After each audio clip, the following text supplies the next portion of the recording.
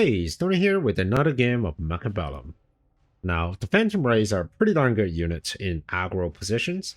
However, if you are unable to protect them from long-range attacks and also having units in front of them, then they're not going to do too well. So let's find out what happened in this game. Alright, at the bottom here, I am playing as a aerial specialist, and my opponent, Tryon, is playing as a fortified specialist. Now, this was one of the games from the midweek tournament. The MMR of this game, I think I'm at the 2000 range and Tryon's in the low 1900 range.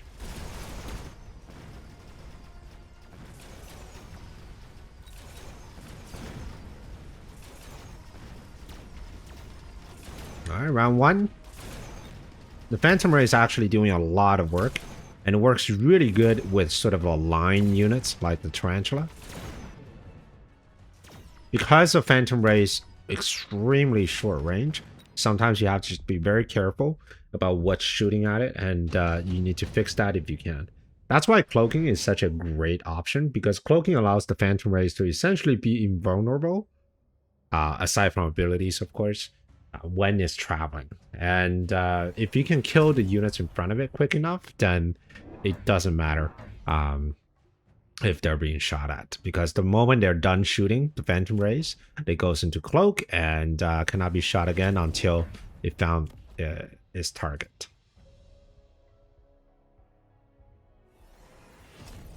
Okay. Round two, I continue to pile on to the side here. My opponent decided to add 2 packs of Stonecrawlers.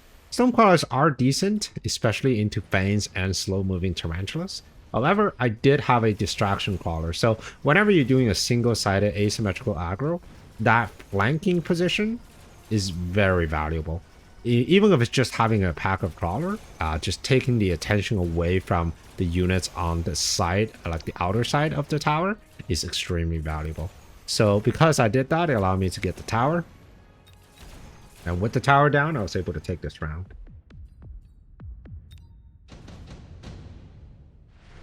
Alright, round 3, we got unit drop. Triple Rhino is always very exciting. I don't need more chaff clear for now, and then the Sandworm feels okay, right? It can work with the Phantom Rays, but for now I just needed a lot of distractions all over the map. My opponent took the level 3 Phoenixes. I think it's great into my Tarantulas, but it's also great into the Phantom Rays. The real challenge, though, is how do you make sure, well, first of all, your chaff clear isn't exactly stellar. The Sledgehammers, they do okay, but they're not as efficient as an Arclight. And the Stonecrawlers, while they can get most of my Fangs, they're not going to have a very good time with the Crawlers. Alright. Last round, my opponent did not defend this far side, which means I have an opportunity. Whenever you're trying to attack into a far side, just to make sure that you have 3 things. You need to have some chaff clear, and then of course a damage unit. The 4th thing, which is a secret ingredient, is the distraction crawler on the flank. Imagine if this crawler isn't there and the crawlers behind the tower just run forward. How much longer would it take for this crawler rhino combo to actually break through the tower? Because the tower, the crawler moved away, then now it's wide open, so it gives me the opportunity to just get straight up into the tower. The Phantom Rays are still doing work. I wonder if it can quickly get that tower. If it can, that would be fantastic. Otherwise, I mean, I'm happy with just getting the Phoenixes as well. You really need the Phantom Rays to survive because they're currently my only form of upshoot.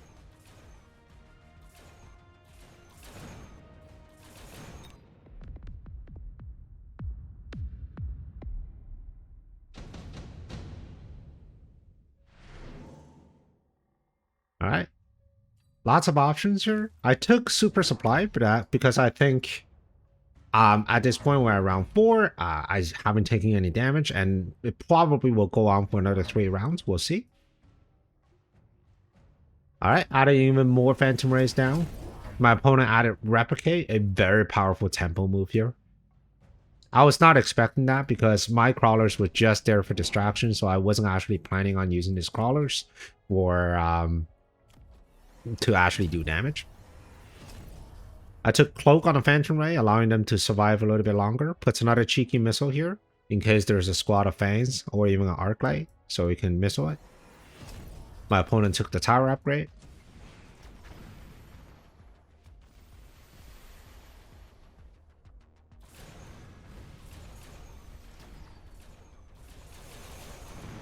Alright, Phantom Rays are showing their true color here. They're bringing down these sledgehammers. However, these level 3 Phoenixes are just having a heyday at this Phantom Rays.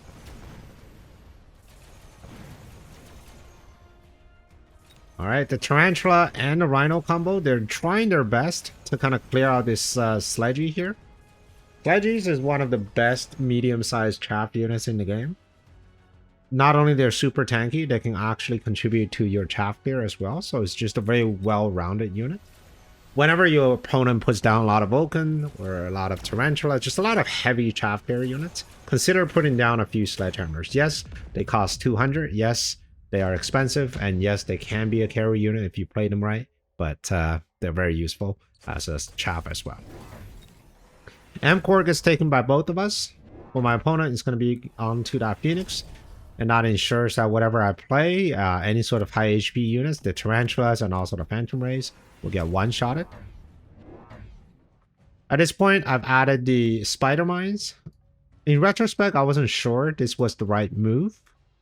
The reason I added the Spider Mine is because I saw there was a weakness in my opponent's chaff clear. So having the Spider Mines and having even more chaff is going to overwhelm them, allowing hopefully my Phantom Rays to get in there and do the damage.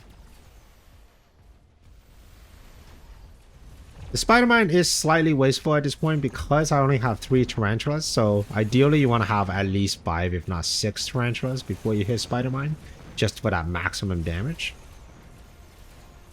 I was very fortunate with the tower timing, so we still have some units on the ground, but unfortunately, as you can see, my opponent is the one with crawlers still left over, and I no longer have any chaff.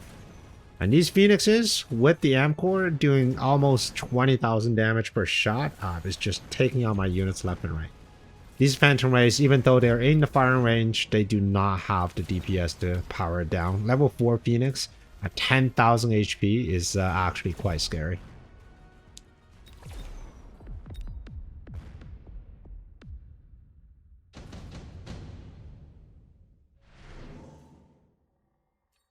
Alright, we got boats and we also have fortresses.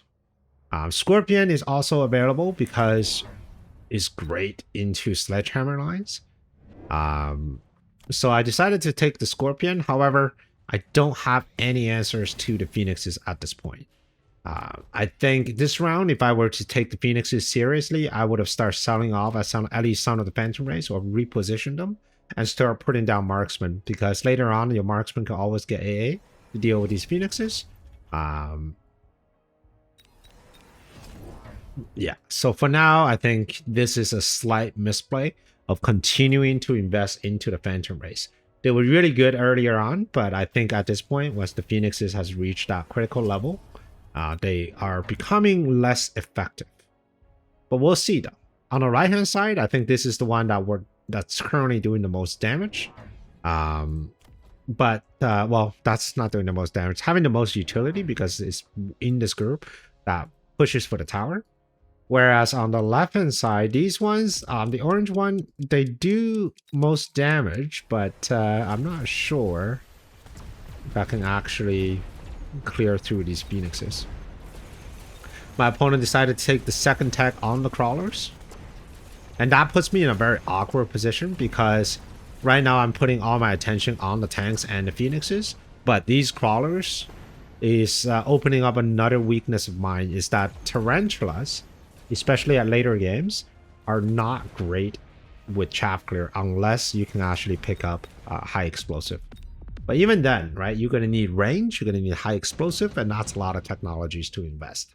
So a very strange position that I'm in. Now, I could take replicate since I already have drill. I won't be winging the fight on the side because this one has got one level ahead of me, so I need to get out of the flanks. The other flank as well, he can always take that +1. He's now putting crawlers in the back because this is the underground round. And knowing that I have inferior crawlers, I think I might need to answer that part as well.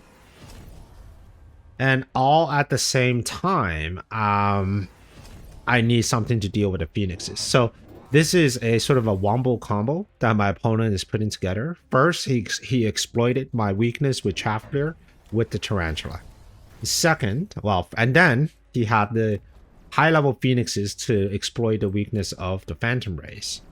Now that these two are presented and they're being taken care of, hopefully, he's exploiting the final weakness, which is the Stormcallers with EM.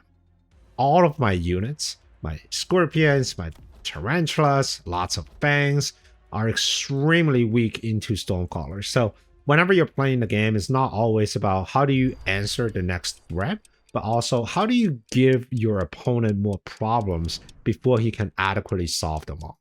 And my opponent is doing that fantastically. All right, so we have crawlers coming in at the bottom here. They should be okay with the help with this tarantula, but at the front, my chaff line is completely decimated.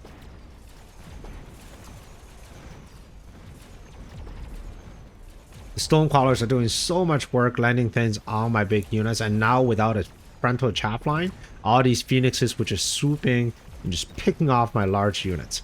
I did have some marksmen, but they were just too little too late.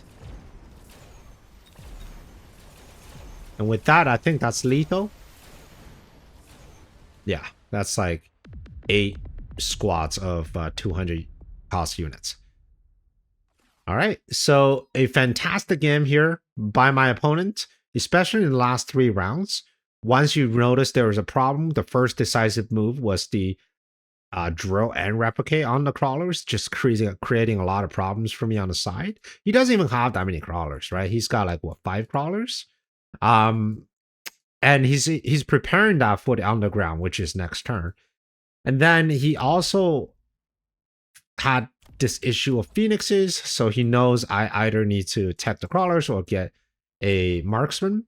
And then finally, the Stonecaller was just a nail in the coffin, knowing that most of my board is very slow.